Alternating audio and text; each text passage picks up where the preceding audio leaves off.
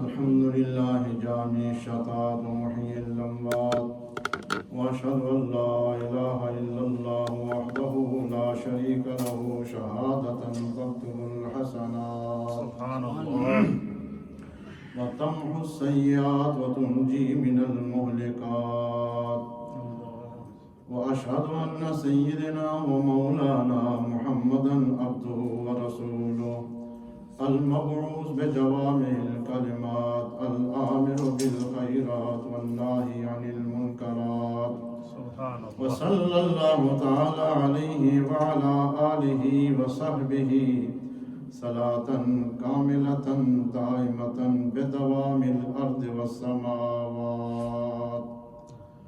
أما بعد فأعوذ بالله من الشيطان الرجيم بسم الله الرحمن الرحيم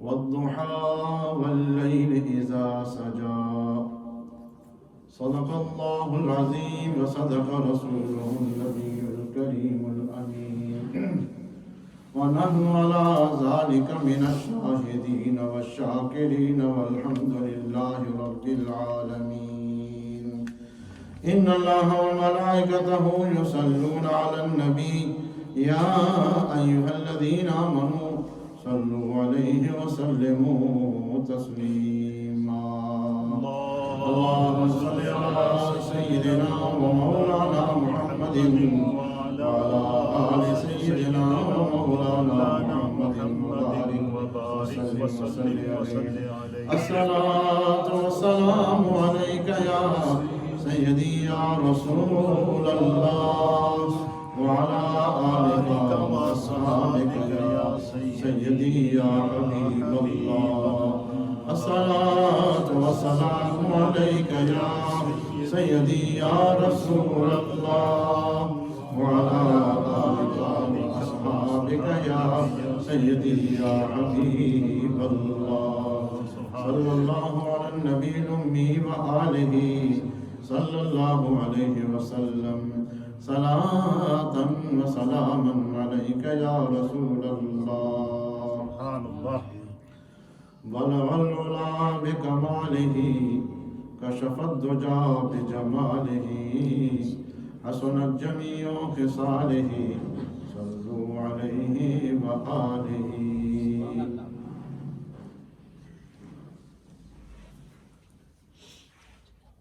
علی مرتبت گرامی القدر زینت العلماء عالم باعمل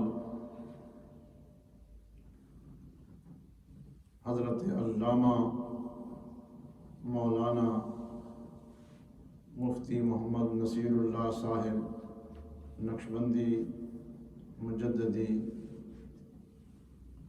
دامت برکاتہم القدسیہ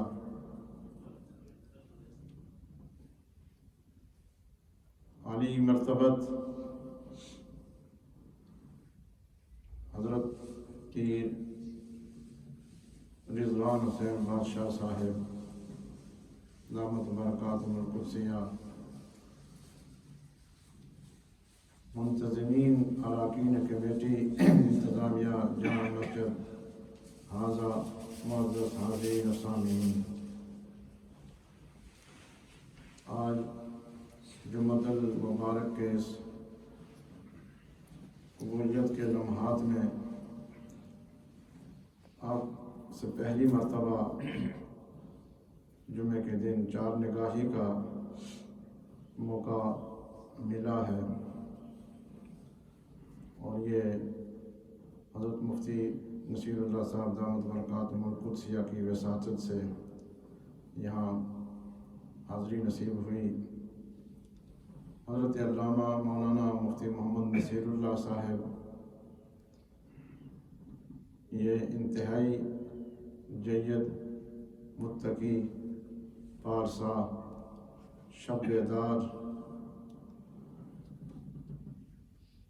شخصیت ہیں، ایک متقی خاندان، پرہیزگار خاندان، محب الاولیاء خاندان سے تعلق رکھتے ہیں، ان کے چشم و چراغ ہیں، ان کے بزرگ ہمارے آقایان نعمت سے تعلق رکھتے تھے اور ان کی مجلس میں ان کی نگاہ میں رہتے تھے، ان کی بڑی خدمات ہیں۔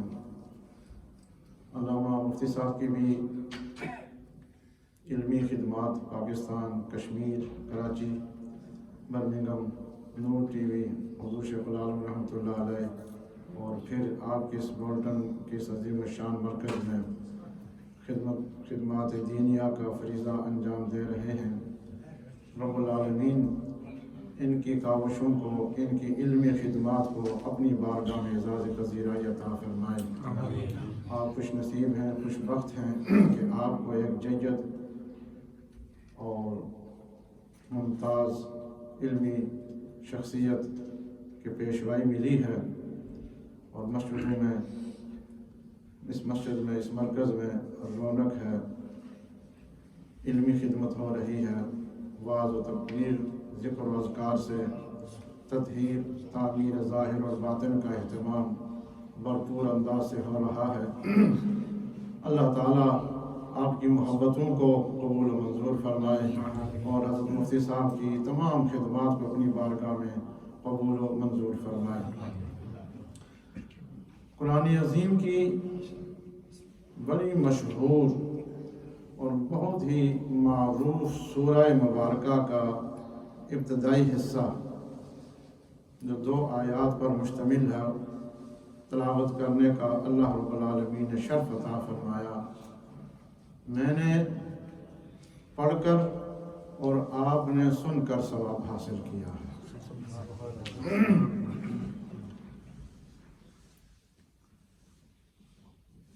مسئلہ سماعت فرمائیں کہ تمام انبیاء کرام علیہ السلام اور تمام مرسلین علیہ السلام، نبی بحیثیت نبی، رسول بحیثیت رسول، یہ نفس نبوت میں، نفس رسالت میں برابر ہے، لیکن فضائل و کمالات، مراتب و مقامات، معجزات و کرامات میں ایک دوسرے پر فوقیت اور برتری اور تفوق حاصل ہے۔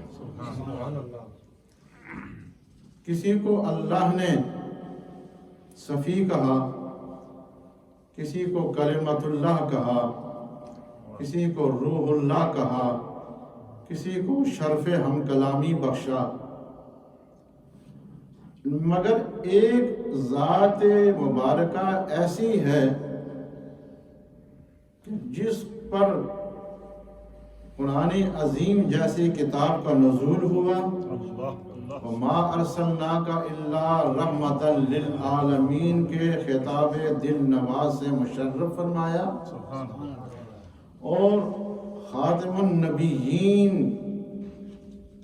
بنا کر مبعوث فرمایا، امام الانبیاء، فخر الرسل، اور شفاعت کا تاج آپ کے سر پر رکھا۔ تمام کمالات، تمام صفات محمودہ کے جامع شخصیت وہ انبیاء و مرسلین میں جناب محمد الرسول اللہ صلی اللہ علیہ وسلم کی ذات بابرکات، ذات ستودہ صفات ہے۔ سبحان اللہ۔ اور کسی نے کیا خوب کہا تھا کہ آنچ ہما خوبہ دارند تو تنہا داری، حسن یوسف دم عیسیٰ ید بیضا داری، آنچ خوبہ ہما دارند تو تنہا داری، کہ جن کو جو کمالات ملے ہیں، جو اوصاف محمودہ جن کو اللہ نے عطا فرمائے ہیں، ان تمام کمالات کو اللہ نے ایک ہی ذات بابرکات میں جمع فرمائے، اور وہ سرکار دو عالم صلی اللہ علیہ وسلم کی ذات سے جڑے ہیں۔ علامہ زرقانی، مجھے بات یاد ہے علامہ زرقانی رحمۃ اللہ علیہ کی، انہوں نے حضرت عبداللہ بن رواحہ جو شاعر دربار رسول صلی اللہ علیہ وسلم رضی اللہ عنہ تھے، بڑی خوبصورت بات انہوں نے نقل فرمایا، ان کا ایک شعر نقل فرمایا، فرماتے ہیں کہ لو لم تکن فیہ آیات مبینہ، کہ حضور اکرم صلی اللہ علیہ وسلم کتنی جامع، کتنی عرفہ و اعلیٰ مقامات کی حامل ہستی ہے، لو لم تکن فیہ آیات مبینہ، اگر کوئی بھی واضح نشانی آپ کو نظر نہ آئے، نہ کوئی چیز ہوتی، میں اس کو مفہوم عرض کرتا ہوں، کانت بدیہتہ تنبیک بالخبری، فرماتے ایک چہرہ مصطفیٰ میں جو اللہ نے حسن رکھا ہے، جو کشش رکھی ہے، جو جاذبیت رکھی ہے، اور جو حسن و جمال کا پیکر بنایا، صرف ایک ہی چہرے کو بندہ دیکھ لے تو سارے کمالات وہیں سے آپ کو نظر آ جائیں گے، ان کے برحق ہونے کی، اور ان کے محبوب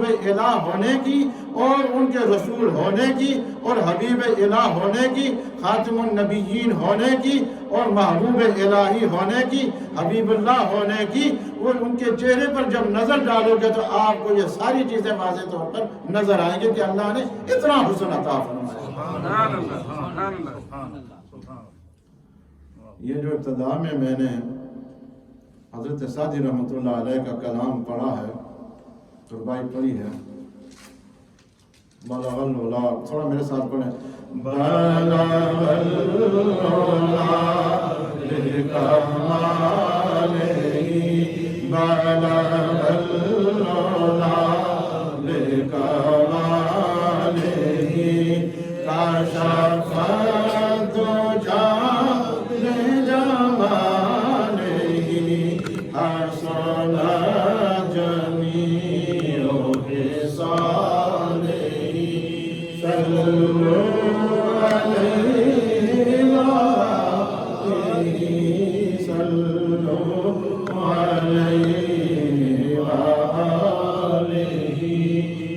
کشف الدجی سعدی رحمت اللہ تعالیٰ علیہ کا کلام ہے۔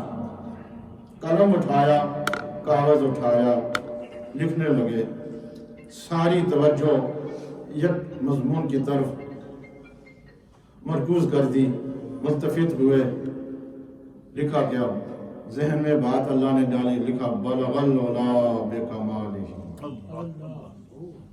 کشف الدجی بجمالہ، حسنت جمیع خصالہ، کہ بلندیوں پر کوئی ذات اگر نظر آتی ہے اللہ کے بعد، ساری مخلوق میں حضور علیہ السلام کی ذات ہے، اندھیرے مٹتے گئے آپ کے حسن و جمال کی وجہ سے، جتنے خصائل حمیدہ تھے آپ کی ذات میں نظر آتے ہیں۔ یہ تین مصرے جب انہوں نے لکھے نا، بلغ العلا بکمالہ، کشف الدجی بجمالہ، حسنت جمیع خصالہ، یہ تین مصرے جب مکمل ہوئے، چوتھا مصرع بن نہیں رہا تھا، خاموش ہو گئے، قلم رک گیا، ہاتھ رک گیا، آنکھیں بند کر دی، ذہن پر، دل پر، دماغ پر زور ڈالا کہ شایان شان کوئی جملہ ملے، کوئی موزون لفظ ملے تاکہ میں اس ربائی کو مکمل کر لوں۔ سوچتے رہے، سوچتے رہے، سوچتے رہے، علم جواب دے گیا، فکر جواب دے گئی، خیال جواب دے گیا، ہاتھ رک گیا، قلم رک گئی، نظر پیپر پر ہے، قلم پر ہے، فکر میں ہے، ذہن میں ہے، تو دربار رسول کی حاضری اور شان مصطفیٰ صلی اللہ علیہ وسلم پر قلم اٹھا کے لکھنے کی ہے، ایک ہی طرف متوجہ ہو گئے، مگر کوئی موزون کلام نہیں مل رہا، کیونکہ اگر موزون کلام نہ ہو، سطحی کلام ہو تو آپ کی شایان شان نہیں ہے، جملہ ایسا چاہیے تھا کہ اللہ تک نہ پہنچ سکے اور الوہیت شامل نہ ہو سکے، کمزور جملہ نہ ہو کہ شان کہ تنقیص رسالت پہ جا کے بات ختم ہو، جملہ تلاش کرتے رہے کہ مجھے حضور علیہ السلام کے شایان شان کلام ملے، جملہ ملے تو میں لکھوں۔ سوچتے رہے مگر آنکھیں بند کر دی، کیا لکھوں کیا نہ لکھوں، مختلف جملے ذہن میں آتے گئے، دل مطمئن نہیں تھا، روح مطمئن نہیں تھی، محبت مطمئن نہیں تھی، عشق مطمئن نہیں تھا، دماغ مطمئن نہیں تھا، قلم رک گیا، ہاتھ رک گیا، نظر رک گئی، خیال رک گیا، سارے معمولات رک گئے، فکر ہی میں آنکھ لگ گئی، رات کا پچھلا پہر تھا کہ بارگاہ رسالت مآب صلی اللہ علیہ وسلم میں حاضر ہو گئے۔ خواب میں دیکھتے ہیں کہ حضور علیہ السلام تشریف فرما ہے، حضرت سعدی رحمۃ اللہ علیہ ہاتھ باندھے ہوئے، سر جھکائے ہوئے، نظریں نیچے کیے ہوئے مجلس میں بیٹھ جاتے ہیں۔ حضور علیہ السلام کی نظر پڑتی ہے، حضرت سعدی سے فرمایا سعدی وہ جو تم آج 2 دن سے جو تم ربائی لکھ رہے تھے، جو کلام لکھ رہے تھے، ذرا وہ پڑھو۔ تو حضرت سعدی جھوم کے پڑھنے لگے،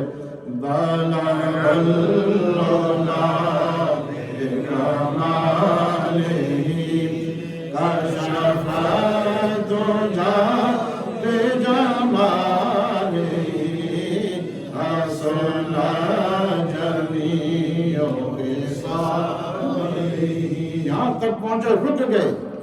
حضور علیہ السلام نے فرمایا سعدی آگے بھی تو پڑھو۔ یا حبیب اللہ، کو موزون جملہ نہیں ملا، موزون حروف نہیں ملے، موزون کلمات نہیں ملے کہ ان کو جوڑ کر میں ربائی کو مکمل کر سکا۔ تو حضور علیہ السلام نے فرمایا سعدی آگے لکھو، صلو علیہ وآلہ۔ تو یہ پہلے 3 مصرے حضرت سعدی کے ترتیب کردہ ہیں، ترتیب دیے ہوئے، اور چوتھا مصرع سرکار دو عالم صلی اللہ علیہ وسلم نے رہنمائی فرمائی۔ تو اس دن سے لے کے آج تک اور جب تک یہ دنیا قائم ہے، محبت والے سے پڑھتے رہیں گے، جھومتے رہیں گے۔ معلوم ہوا کہ جو سرکار دو عالم صلی اللہ علیہ وسلم کی تعریف کرتا ہے یا تعریف سنتا ہے، ان کی نگاہ میں رہتا ہے، ان کی توجہ میں رہتا ہے، اور ان کی نظر میں رہتا ہے، ان کے علم میں رہتا ہے۔ اسی حسن کی طرف اللہ نے اشارہ فرمایا، واضح فرمایا۔ حکم کیا فرمایا؟ کیا ارشاد فرمایا؟ والضحیٰ، قسم ہے مجھے چاشت کے، واللیل، قسم ہے رات کی۔ یہ بھی ایک تفسیر ہے، مگر جو دل کو تفسیر لگتی ہے میں وہ عرض کرتا ہوں۔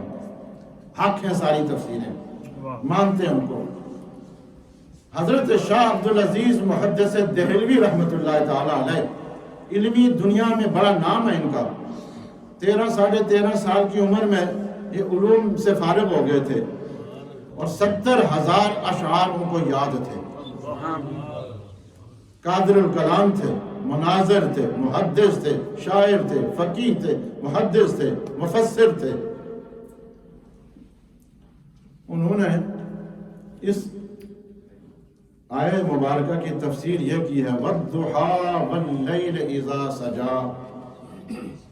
وَالضُّحَىٰ مراد سے کیا ہے؟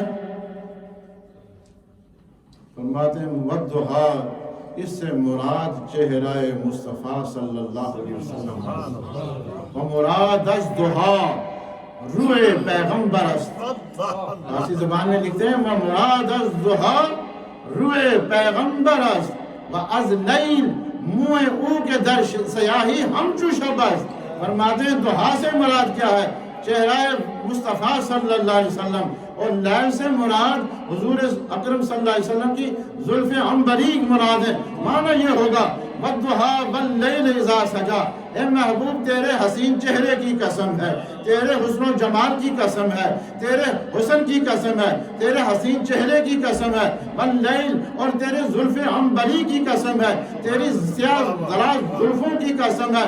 یہ قسمیں اٹھانا بھی اس بات کی غمازی کرتی ہے کہ قسم اٹھانا یہ ان کی عظمت پر اظہار ہے۔ یہ قسم اس لیے اللہ نے اٹھائی کہ نبی پاک صلی اللہ علیہ وسلم کے حسن کو بیان کر رہا ہے، ان کی عظمت کو ظاہر فرما رہا ہے، ان کے زلف عنبری کو ظاہر فرما رہا ہے۔ فرمایا میرے محبوب آپ کا حسن اس قابل ہے کہ میں اس کی قسمیں اٹھاؤں، آپ کی زلف عنبری اس قابل ہے کہ میں قسمیں اٹھاؤں، اس لیے کہ آپ کو حسن میں نے دیا ہے۔ اسی لیے تو اللہ نے ایک اور مقام پر فرمایا فَإِنَّكَ بِأَعْيُنِنَا، میرے محبوب آپ ہماری نگاہوں میں ہیں، آپ ہماری نگاہ میں، کائنات ساری خدا کی نگاہ میں، کوئی شے کائنات کی جس شے پر بھی لفظ شے کا اطلاق ہوگا اللہ کی نگاہ سے، اللہ کے علم سے باہر نہیں ہے۔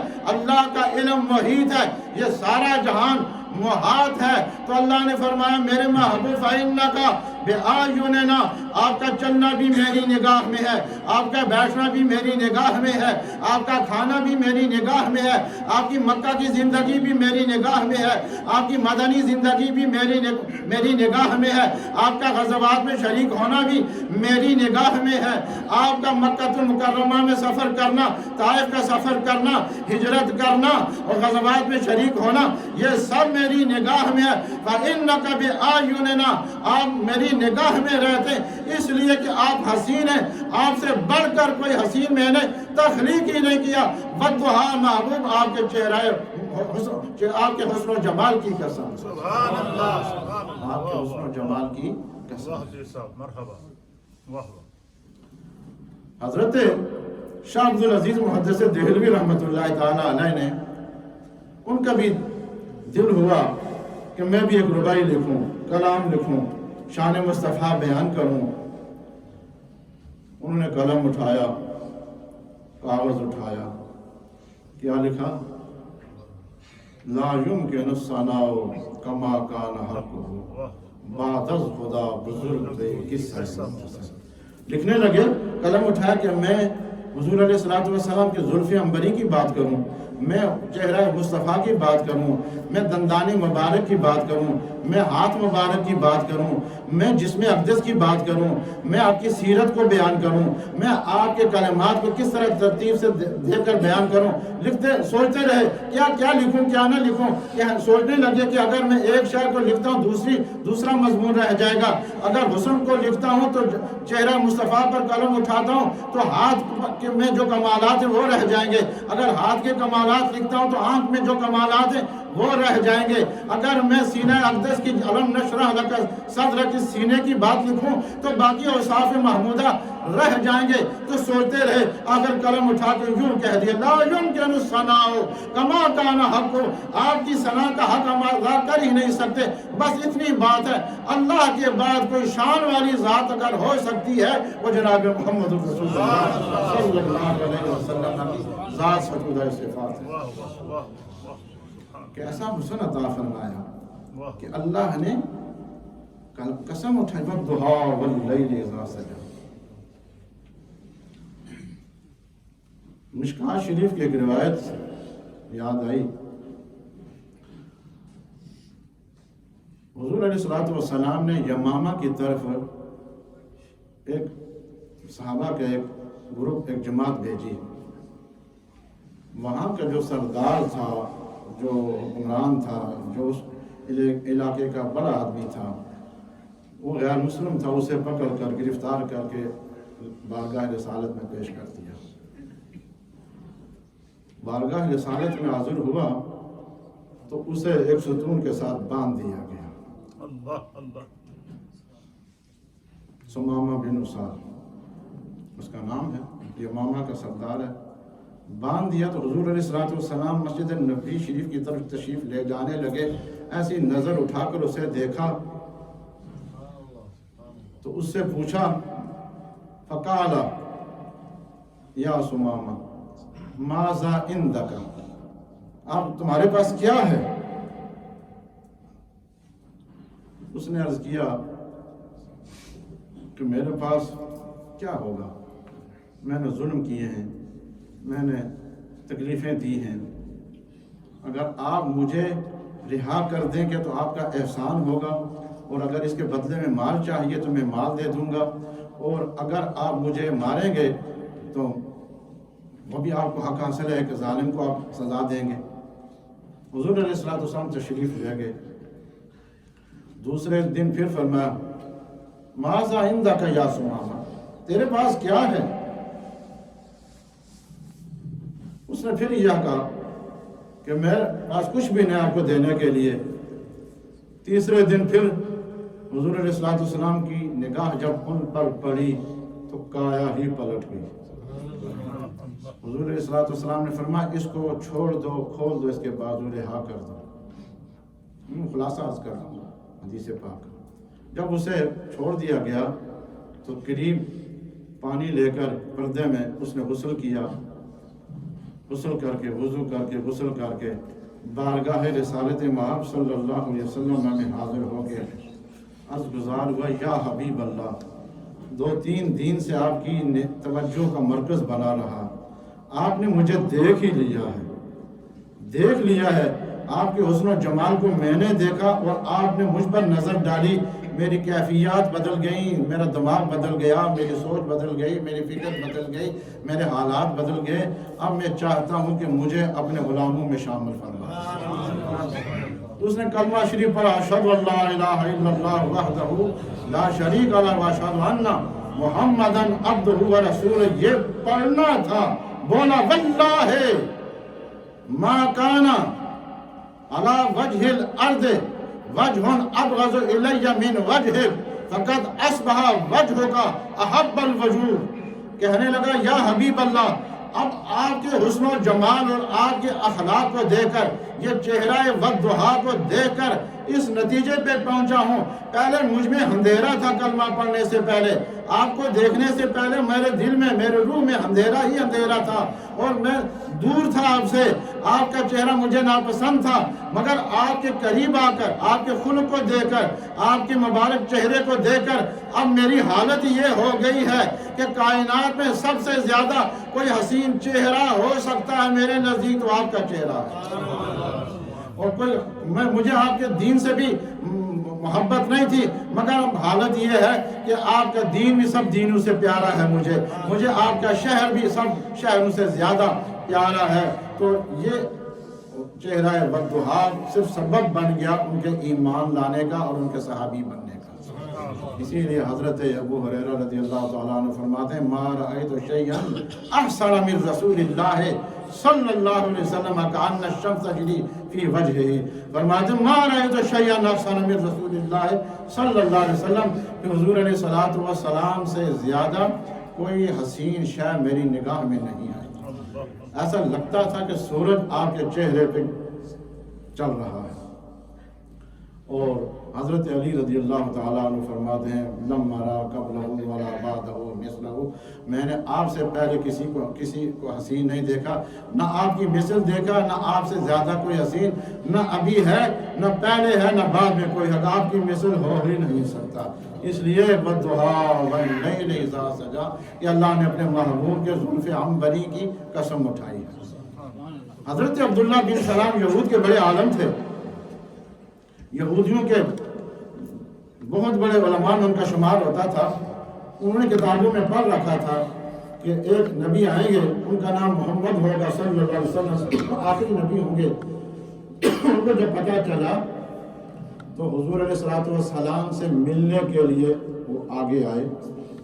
جو ہی حضور علیہ السلام کی طرف آگے بڑھے، پہلی نظر حضرت عبداللہ بن سلام رضی اللہ عنہ کی ان کی نگاہ چہرہ مصطفیٰ پہ پڑی تو فوراً بول اٹھے فلما تبینت وجہہ عرفت ان وجہہ لیس بوجہ کذاب. کہنے لگے جب میں نے پہلی نظر چہرہ مصطفیٰ کو دیکھا میں سمجھ گیا کہ اللہ کے محبوب کے چہرے کے سوا کسی کا چہرہ ہو ہی نہیں سکتا.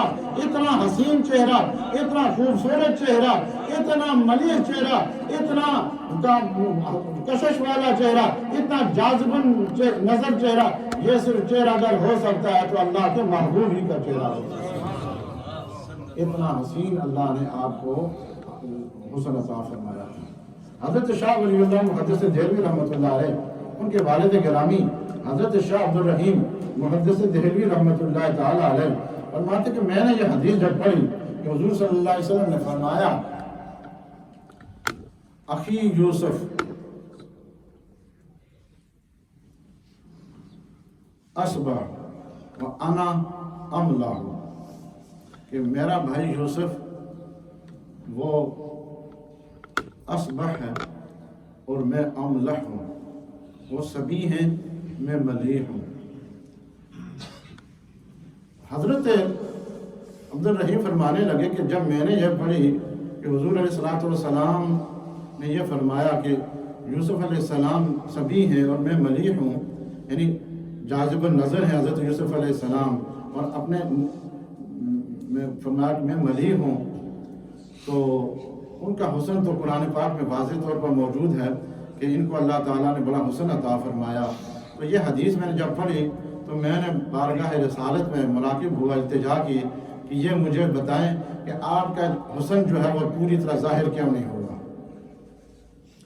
تو فرماتے ہیں خواب میں سرکار دو عالم صلی اللہ علیہ وسلم نے زیارت مجھے عطا فرمائی اور میں نے یہ درخواست پیش کی، تو اس حدیث کا مفہوم بیان فرمائیں۔ تو حضرت شاہ ولی اللہ کے والد فرماتے ہیں کہ حضور علیہ الصلوۃ والسلام نے مجھے فرمایا جمالی مستور عن اعین الناس، کہ میرے حسن و جمال کو اللہ نے لوگوں کی آنکھوں سے حجاب میں رکھا ہے، میرے حسن و جمال کو پورا ظاہر ہی نہیں کیا، اس لیے کہ لوگوں کی آنکھوں میں اتنی استطاعت ہی نہیں، اتنی بصارت ہی نہیں، اتنی طاقت ہی نہیں، اتنی قوت ہی نہیں کہ وہ میری میرے اپنی آنکھوں سے میرے چہرے کو دیکھ سکے۔ اللہ نے میرے حسن کو چھپا کے رکھا ہے، مجھے ملیح بنایا ہے اور یوسف کو سبیح بنایا ہے۔ صباحت میں تھوڑی مٹھاس ہوتی ہے، بندہ اگر میٹھی چیز کھا لے تو سیر ہو جاتا ہے، اور نمکین چیز کھائے تو بندے کا دل چاہتا ہے۔ تو معلوم ہوا کہ ان کے جمال کو ظاہر فرمایا، میرے جمال کو ظاہر نہیں فرمایا۔ اور محدثین فرماتے ہیں لم یظہر لنا تمام حسن صلی اللہ علیہ وسلم، کہ حضور علیہ الصلوۃ والسلام کے حسن مبارک کو ظاہر نہیں فرمایا، کہ کسی آنکھ میں اتنی تاب ہی نہیں، طاقت ہی نہیں کہ جمال مصطفیٰ کو دیکھ سکے، وہ حضور علیہ الصلوۃ والسلام کے حسن کو دیکھ سکے۔ اس لیے کہ اس کے لیے قوت چاہیے، طاقت چاہیے۔ حضرت شاہ نقشبند رحمت اللہ تعالی بہاؤالدین نقشبند رحمت اللہ علیہ، جو ایک ولی اللہ ہیں، جو ایک بہت بعد میں گزرے ہیں اور ان کے غلاموں میں ہیں، سرکار دو عالم صلی اللہ علیہ وسلم کے عظیم غلاموں میں شمار ہوتا ہے، سلسلہ نقشبندیہ کے عظیم روحانی پیشوا ہیں، بیٹھے ہوئے تھے، وجد کا عالم تھا، حسن و جمال آفتاب اور مہتاب سے زیادہ روشن تھا۔ ایک شخص ٹکٹکی باندھ کے حضرت بہاؤالدین نقشبند کے چہرے کو دیکھنے لگا، آپ نے نظر اٹھا کر اس کو فرمایا مجھے زیادہ دیر نہ دیکھنا، اس لیے کہ انوار و تجلیات کا نزول ہوتا رہتا ہے، تمہاری آنکھ میں اتنی طاقت نہیں کہ بہاؤالدین کے چہرے کو دیکھ سکے، کہیں ایسا نہ ہو کہ میرے چہرے کو دیکھنے سے تیرے دونوں آنکھوں کی بینائی چلی جائے۔ ارے اگر امتی کے چہرے کو دیکھنے سے بینائی جا سکتی ہے تو محمد رسول اللہ صلی اللہ علیہ وسلم کے اگر پورے حسن کو ظاہر کر دیتا، اللہ ظاہر کر دیتا، کس آنکھ میں طاقت تھی کہ ان کا جلوہ کر سکے اور دیکھ سکتا؟ اس لیے چھپا کے رکھا تاکہ قریب آ کر مستفید بھی ہو سکے، مستنیر بھی ہو سکے اور فائدہ بھی اٹھا سکے۔ وَالدُّعَاء وَاللَّيْلِ إِذَا سَجَا، اللہ تعالیٰ ہم سب کو حضور علیہ الصلوۃ والسلام کی محبت عطا فرمائے، حضور علیہ الصلوۃ والسلام کی غلامی نصیب فرمائے۔ بہت سی چیزیں رہ گئی ہیں، پھر کبھی زندگی رہی، جو کچھ میں نے عرض کیا اللہ تعالیٰ اپنی بارگاہ میں قبول فرمائے اور دین و دنیا کی عظمتوں سے سب کو نوازے۔ میں ہم تمام احباب کا، علامہ مفتی صاحب آپ کا تمام تہ دل سے شکر گزار ہوں کہ آج جمعۃ المبارک آپ کے ساتھ پڑھنے کا مجھے اللہ نے موقع عطا فرمایا۔ اللہ میرے اور آپ کی حاضری قبول منظور فرمائے۔ باقی اعلانات علامہ مفتی صاحب کو فرمائیں۔